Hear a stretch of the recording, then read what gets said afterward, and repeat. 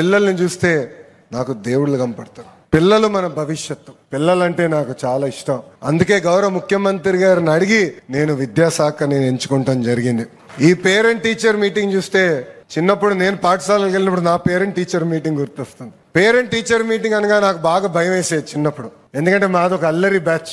మా class teacher నా పైన ఎప్పుడూ కంప్లైంట్ చేసేది మా తల్లికి. నా పేరెంట్ టీచర్ మీటింగ్ కి ఏనాడు గౌరవ ముఖ్యమంత్రి గారు రాలేదు. అలాంటిది మీ పేరెంట్ టీచర్ మీటింగ్ కి గౌరవ ముఖ్యమంత్రి గారు హాజరయ్యారు. ఎంత పని ఒత్తిడి ఉన్నా నా దేవాంశ్ పేరెంట్ టీచర్ మీటింగ్ నేను తప్పనిసరిగా వెళ్తా. అన్ని పనులు మానుకుని వెళ్తాను. ఎందుకంటే పిల్లల్ని పైకి తీసుకురావాలని బాధ్యత కేవలం ప్రభుత్వందే కాదు, ఇక్కడున్న తల్లిదండ్రుల పైన కూడా బాధ్యత ఉంది. అందరం కలిసికట్టుగా మాణిక్యాలని తయారు చేయాలి. ఈ రోజు మేము చూసాం పిల్లలతో మాట్లాడడం ఎంత అద్భుతంగా, ఎంత కాన్ఫిడెన్స్ తో మాట్లాడారంటే నేనే ఆశ్చర్యపోయా.